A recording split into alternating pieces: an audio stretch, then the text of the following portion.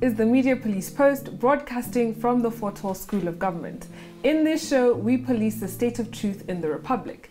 And because truth is communicated to us by journalists and analysts, we have made it our civic duty to put it to the test. We advance from 2 confirmed truths about the media. 1, and according to Roger Stone, the media is either lazy or evil, and for the most part, it is both evil and lazy.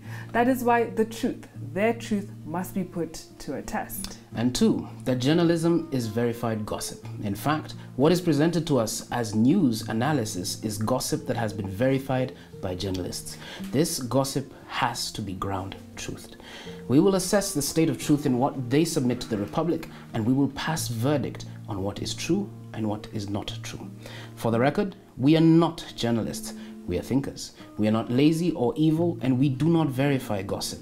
What we give you is the truth that sets you free. On today's show, we will discuss ideas that reflect unformed and uninformed opinions and ideas that made you stupid. These are narratives that fell into the cognitive trap of we see things as we are, not as they are, narratives based on conjecture, history, and those that smack of envelope journalism. Welcome, GK Squared. Thank you. So, watching our sister show, Damaging Ignorance, over the weekend, Professor Mutahinguni got me thinking about the usefulness of a running mate. And an aide to US Vice President Hubert Humphrey once said, once the election is over, the Vice President's usefulness is over. He's like the second stage of a rocket. He's damn important going into orbit, but he's always thrown off and burnt up into the atmosphere. But in our context, I beg to differ. This is because, and according to Article 146 of the Constitution, when a vacancy occurs in the office of the President, the Deputy President shall assume office as President for the remainder of the term of the President. And now that running mates have pretty much been decided on, it is only logical to think of them as king or queens in waiting. And we can also see who used a clinical process to arrive at their pick of running mate and who chose a running mate based on the highest bidder, or one with deep pockets. Who thought of the country's best interests and who thought only of themselves.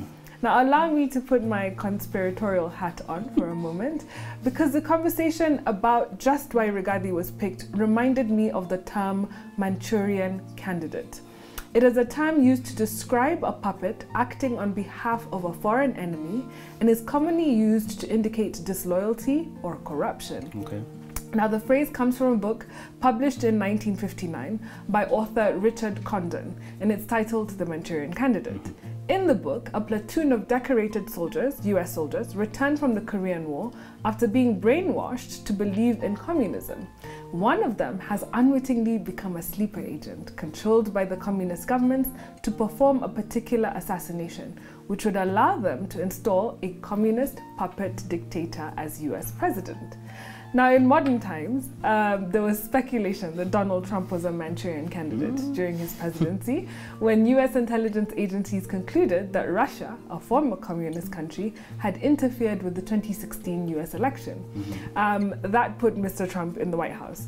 Now, humor me for a few seconds. What if Rigathi was sent by the Gema nation to enemy territory to do just what he's doing now to RUTO's campaign, to put this big alama, this big stain on the presidential ticket? And you know, as the Kikuyu proverb goes, not all issues are solved at the same table. One must divide and conquer. Could Gema have been forward-thinking and united enough to hedge Gema's bets in the power game? Mine is just some food for thought. I love it, GK. Thank you. Speaking about forward thinking, now that we are under 80 days to the election date and the key players are now in place, well, for the most part at least. Today, I would like to fast forward to the election day, when people have the opportunity to exercise their constitutional right and make a choice as to the direction that the country should chart. From this, I would like to ask country to consider just what is at stake ahead of the 2022 election. From my perspective, the 2022 election might as well be the most consequential election in our young nation's history. And here is why.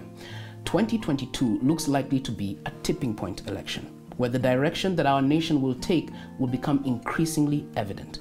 We will either build on the progress that has been made in the past 2 decades, or we will go in the opposite direction and undo all the work that has been done, ending up more divided than ever before.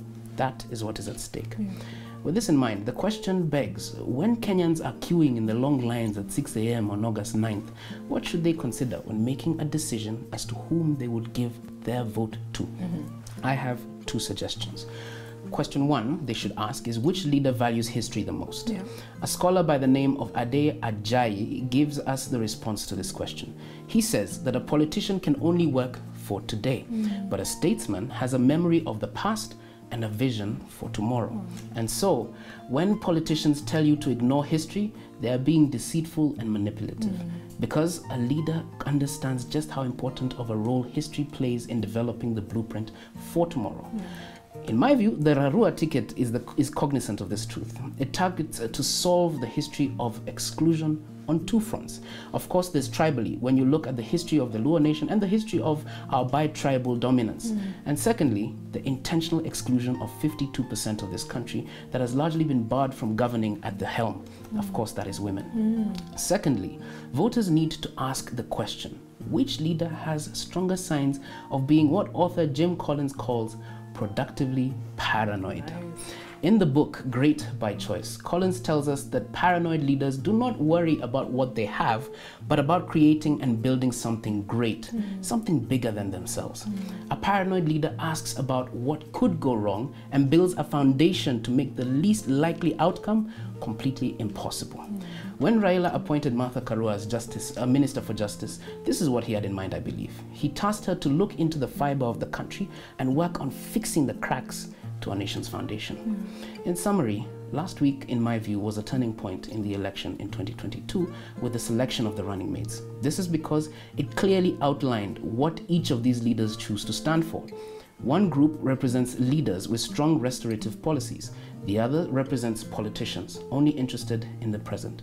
If you take this into account, then in time, country will realize that the choice on August 9th is no choice at all. Interesting. Now I want to ask what happens if things go wrong? Today I want to hazard a thought. What happens when no one wins the August 9th election outright? According to Article 138, Sub-Article 4 of the Constitution, a candidate is declared elected as president if the candidate meets 2 criteria. 1, he receives more than half of all the votes cast in the election, what we like to call 50% plus 1 of the vote. And 2, he receives at least 25% of the votes cast in 24 counties. This criteria seems easy enough, but in 2013, RUTO managed to pass a 50% plus 1 margin by only 62,000 votes. Very small. One school of thought believes it was actually won by only 8,000 votes. And in 2017, the election, August, was won with only 54% of the vote. And that was with the tyranny of numbers from Gema and Kalenjin nations. So what happens if no one wins the election outright? Especially now that Kalonzo is in the wind with his 1.7 million Kamba votes. Thankfully, the framers of our constitution anticipated such a scenario. According to Article 138, Sub-Article 4 of the Constitution, if no candidate wins the election in the first round, then we will have a runoff, or what the Constitution calls a fresh election within 30 days of the previous election. This runoff election will have on the ballot the candidate or candidates who received the greatest number of votes and the candidate or candidates who received the second greatest number of votes. In simple terms, the runoff is an election between whoever was number 1 and whoever was number 2. If this happens this August, it will be the first time we hold a 2-round election for the presidency, the first time we have a runoff. But runoff elections are tricky. They are non-linear, and that means that they do not follow a logical or predictable pattern. In a runoff, alliances can change, the electoral terrain could shift for you or against you, and the election results could change as well. For instance, all the independent candidates that we have and Kalonzo could rally behind whoever was number 2 and help that person win. This is exactly what happened in Liberia in 2005 when George Weah was ahead before the runoff, but everyone rallied behind Ellen Sirleaf Johnson and helped her win. Absolutely. Worse yet, if voter turnout is low at the runoff, or if you have a boycott of the election, then the loser could claim that the win was illegitimate. Now, a runoff is a real probability in this election, and it is our civic duty here to inform the Kenyan public so that they are not blindsided, as we were in 2017 by the nullification of the election by the Supreme Court. And if a runoff happens, then the earliest we could have a president is November 8th. And this is one of the better election scenarios. So much food for thought. But thank you for joining us in the Media Police Post. See you again next Monday. Columnists, we've put you on notice.